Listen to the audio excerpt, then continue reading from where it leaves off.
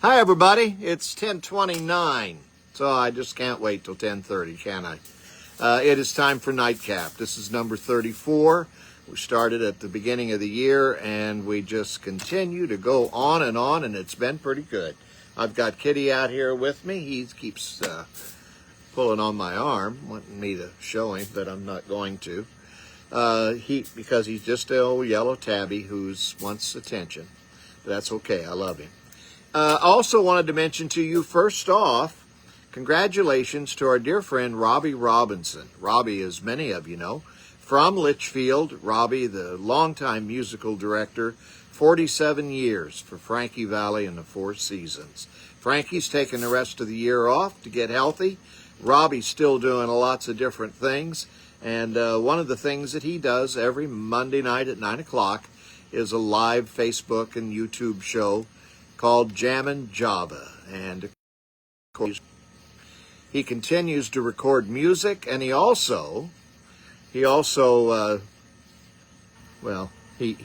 collaborates with a lot of people. So congratulations to him. 20 million plays of all of his music that he has done, his collaborations, his individual stuff. 20 million this week. So not all this week, but it's reached 20 million. And his Robbie's Records, that's where the 20 million have come. Robbie's Records, you can always check out. And congratulations to our dear friend Robbie. Also, this is Moon Day, as you well know. On this day, July 20th, 1969, our dear friend, well, I wish I could say our dear friend, Neil Armstrong, certainly a hero of Americans, he landed on the moon on this day, July 20th, 1969. Of course, he got down there off that ladder and said that one small step for man and one giant leap for mankind. Many people don't recall, and you just didn't hear it on the tape, but he also said under his breath, "Good luck, Mr. Gorski," on the last step going down. And if you know what that meant, you know. Someday I'll tell you, but not tonight.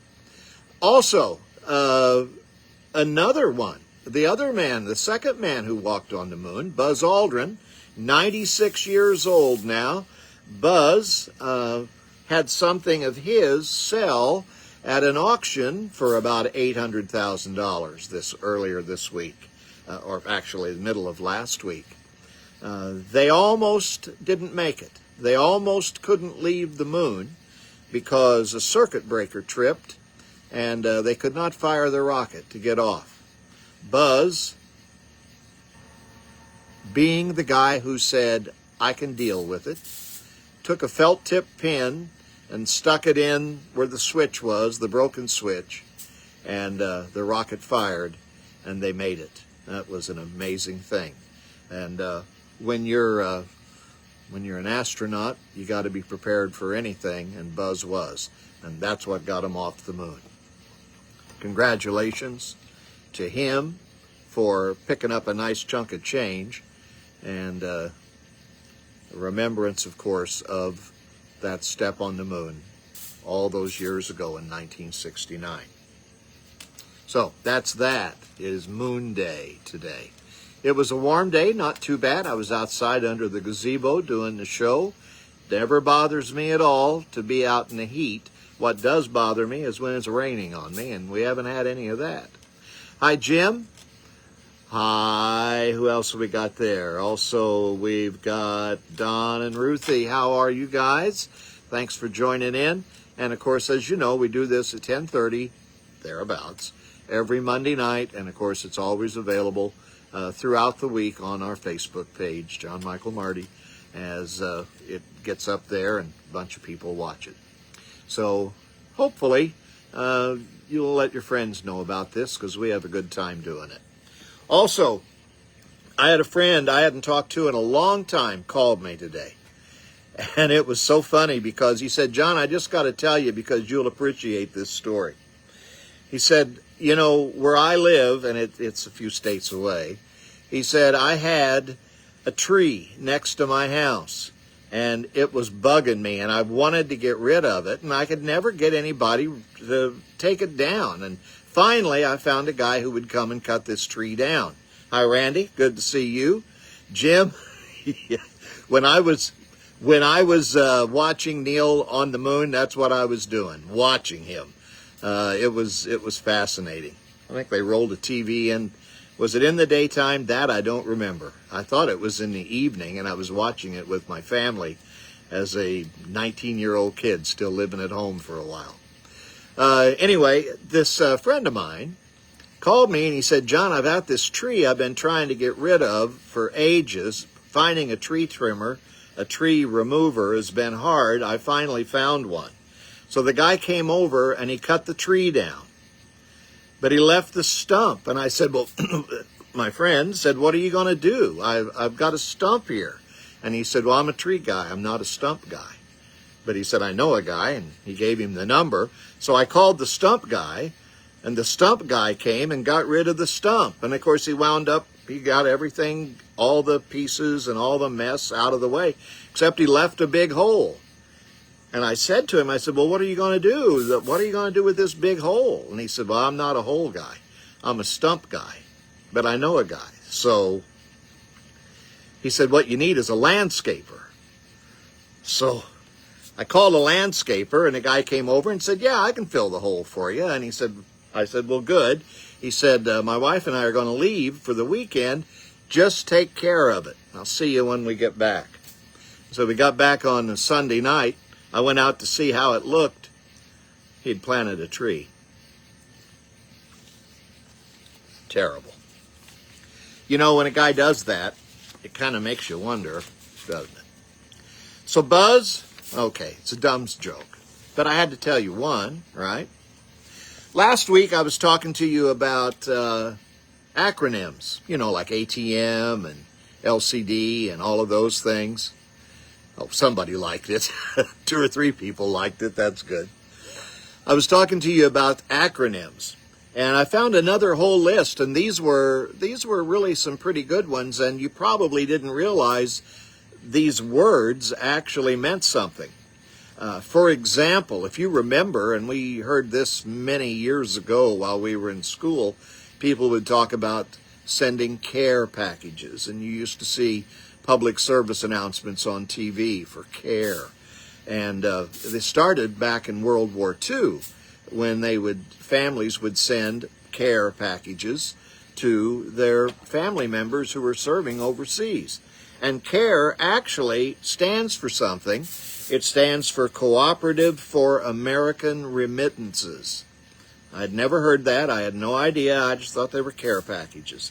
But Cooperative for American Remittances, and the original care packages, and you'll love this, because we're talking in the 40s now, contained macaroni, carnation chocolate drink mix, dried milk, and cornmeal. So that was that. There's another acronym that we probably get tired of taking care of, and we've all had to do it if we've been online at all in our life, and that is that CAPTCHA thing, where you either have to hold your finger down for a few seconds, or you have to type in letters and numbers so they know you're not a robot. Do you know that CAPTCHA actually stands for something? Now, it does exactly what it's meant to do. It captures you to make sure you're completely human. But the CAPTCHA actually stands for Completely Automated Public Turing Test. Completely Automated Public Turing Test. To tell computers and humans apart. CAPTCHA. C-A-P-T-C-H-A. That's what it means. It always intended to be an acronym, and it's a lot less work than saying the whole thing. But Turing, yeah, the guy, Alan Turing, the guy who broke the enigma, the code. Yahoo actually stands for something. Did you know that? Yahoo, with the exclamation point at the end. It's really dumb because, you know, those guys who created Yahoo, you know, they were just a bunch of hippies, I guess. Yahoo stands for yet another hierarchically officious oracle. Yet another hierarchically officious oracle. The exclamation point was added for effect and also for trademark differentiation. Because, you know, you had that Yahoo chocolate drink before you had Yahoo search engine. Canola oil is not really a plant. Canola oil actually stands for Canadian oil, low acid. Canada oil, low acid is canola. It was actually made from the rapeseed plant. I learned that from Max Stewart, who was the original farm director on WSMI back in the 80s. Max Stewart, who was also involved with those guys who started the Montgomery County Fair, a terrific fellow, great farm director. And Max told me one day, he said, "You know what canola oil is, don't you?" And I said, "No." And he said, "It's rapeseed oil." But the marketers figured out they weren't going to sell rapeseed oil in the grocery store. It just didn't market well. So they changed it to canola oil. Okay, that's that. Radar, sonar, laser, taser, they're all crazy. But you know, taser, which was the first one I mentioned, actually originated in a comic book, a pulp fiction series back in 1911. It stands for Tom Swift and his electric rifle. Tell that to the next time a policeman stops you. Oh my gosh. Tom Swift and his electric rifle. The one guy I know who probably knew that was my friend Butch Tooley. Hi, Butch. Hi, everybody. Hi, Mike Conroy. Yes, I wish I could say I'm the hardest working man in the business. I think I'm the guy who stays up the latest in the business sometimes and then gets up the earliest, but that's okay. So those were just some of the acronyms that are actually pretty important. Of course, the other thing to talk about are idioms, not idiots, but idioms. And you know, the British and Americans say things differently. I saw this this week, and I thought, my goodness, they just won't leave us alone, those Brits. You know, we say Americans toot their own horns. Do you know the Brits said something first, but they said Brits blow their own trumpets while we toot our own horns?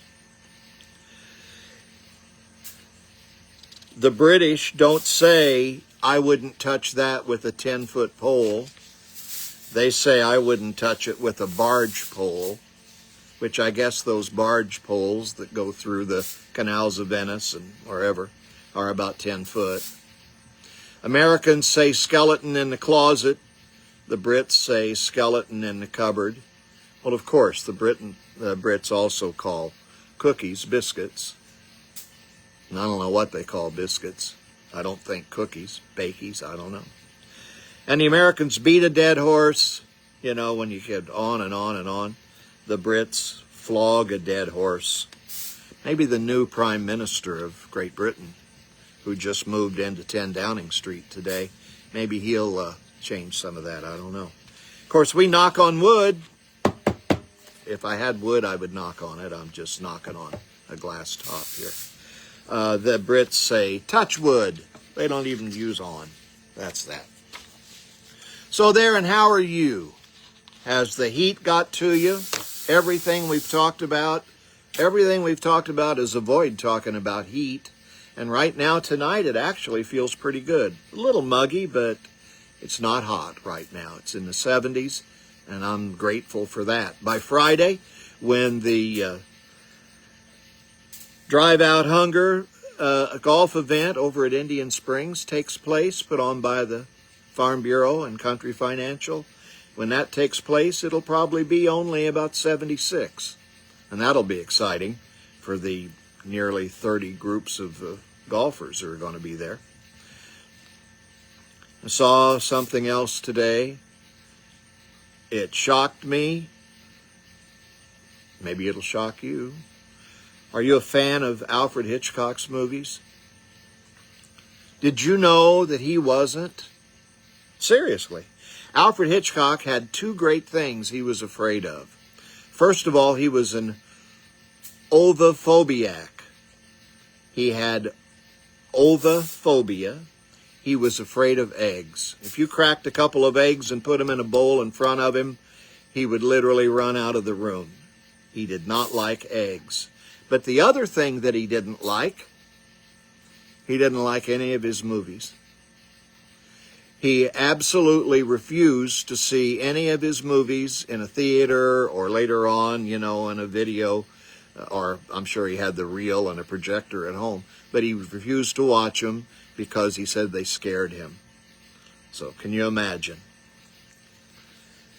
Despite receiving 5 Best Director nominations for Rebecca and Lifeboat and Spellbound and Rear Window and, of course, Psycho, he left each ceremony empty-handed. He never got Best Director, but they did give him the Irving Thalberg Award, the honorary award in 1968.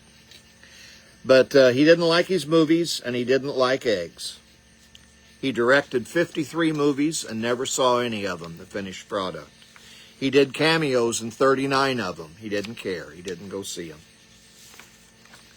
And when he got his honorary award, he said 5 words. Thank you very much indeed. I know there are times when Linda says to me, John, 5 words would probably do. Yeah, but you know why. Coming up on Friday, in addition to the Drive Out Hunger golf outing at Indian Springs, there's also on the Carlinville Square Friday evening from 6 to 8, an old-fashioned ice cream social. They really do it up over in Carlinville. There will be a Muni Band concert in the gazebo and all-you-can-eat ice cream and cake. In case of rain, they'll move it indoors somewhere. The first notice I had one place, but I heard today it was a different place, so check it out on Facebook. Thanks. Thanks, Butch. Yes, I love the shirt. That's the first time I've worn this shirt on 34 occasions of doing Nightcap. And I usually, wear something freaky, but this is the first time to do the Starry Night shirt. In 1920, Babe Ruth broke his own season record of 29 home runs with his 30th this week. It happened last Friday. Last Friday, he hit his 30th home run in 1920 as the Yankees beat the Browns, and he would finish the season with 54 home runs. We're not even talking the 60. Why am I bringing this up? Well, the reason I bring that up, because he finished with 54 home runs in 1920, just 6 years earlier, Frank Home Run Baker won the title by hitting 9 home runs. Now you think about it, 6 years later, went from 9 to 54. Frank Home Run Baker lived until 1963. And I'll bet his friends gave him so much grief over the last 40 to 45 years of his life, pronouncing it sarcastically, giving him funny T-shirts and stuff. It was probably hilarious. And he would say, "Shut up, you guys. I didn't give myself that nickname. It was a different time." So his friends would say, "Shut up, home run." Kind of like Chelsea Ross said it in Major League while drinking Serrano's rum. "Up yours, Jobu." Oh, by the way, and last Saturday, not this last Saturday, but the week before, I think I mentioned that to you about the Pop-Tart desserts for Travis and Kelsey's wedding. And by the way, their honeymoon details finally came out. So, you know, they didn't get as not private as they had hoped. I saw the folks in Utah are at it again. You know, they're big on banning books, like some states in the South are as well. They evidently don't like Stephen King. A Stephen King collection, you may have read it, The 4 Past Midnight, 4 novellas. It had The Shawshank Redemption and Stand By Me, 2 great stories, 2 great movies. Also had The Library Police, which I'm still waiting for him to make into a movie because it was a great novella, as well as The Langoliers, which I think was a TV miniseries many years ago. But they banned it, so what a shame. I guess they think that Harry Potter is devil worship and no Stephen King. All right. Now, we're going to get into serious stuff. I mean, we are well into this, so let's do. And by serious, I mean serious drinking. Did you ever stop and think what happens to a bourbon barrel after they use it to distill spirits like whiskey and bourbon, which of course you know is only done in Bourbon County, Kentucky to actually be bourbon? By U.S. law, an oak barrel gets exactly 1 chance to make bourbon. But with several gallons of whiskey still trapped deep inside the wood, you know, it soaks in over the years. Its real journey is just beginning. The federal government requires that any spirit labeled as bourbon must be aged in a brand new charred oak container, almost always made of American white oak. This strict regulation gives the whiskey its signature sweet vanilla notes and deep amber color. And the fresh caramelized wood, the sugars in the wood are easily extracted during the first use. But once the batch is bottled, the barrel is permanently retired from the bourbon industry. But just because a used barrel can no longer legally hold bourbon, it becomes a highly sought-after commodity for other alcohol producers. Millions of oak casks are emptied in Kentucky every year, and the vast majority of them are immediately shipped across the Atlantic to Scotland and Ireland. So if you like Scotch, or you like Jameson's, or Tullamore Dew, or any of those other Irish whiskeys, they started out as bourbon barrels, what they're in. Scotch whiskey, of course, requires long aging periods. The really good Scotch, 10, 15, 20 years or more. If Scotch were aged in fresh, highly charred oak, the intense wood flavor would completely overpower the spirit. So used bourbon barrels already have had most of their aggressive flavors stripped away, making them the perfect vessels to gently mellow Scotch over decades without dominating its character. Now, beyond Scotch, the secondhand barrel market is massive. Rum and tequila. I bet you didn't know that. Rum and tequila distillers in the Caribbean and Mexico rely heavily on ex-bourbon casks to age Añejo tequilas. Those are the ones that don't look silver. They're the ones that look like, well, they look amber color. And dark rums, using the wood to add subtle notes of caramel and spice. You know, you can't peel bark off a tree and get a caramel. So, you know, there's more to it than that, but it happens. Craft beer, the barrel-aged beer boom is creating a huge domestic market. Brewers age stouts, porters, and sour beers in recently emptied barrels to extract the remaining boozy, oaky character. And everything from hot sauce and maple syrup to soy sauce and coffee beans, now aged in whiskey barrels to borrow complex, oaky flavors. And of course, when a barrel's been refilled so many times that the wood is completely exhausted, and can no longer impart flavor or hold liquid, it finally reaches the end of the line. At that point, you know what happens to them. They cut them in half and use them for garden planters. They break them down into smoking chips for barbecue, or dismantled by woodworkers to build rustic furniture. Like the pigs, everything but the squeal.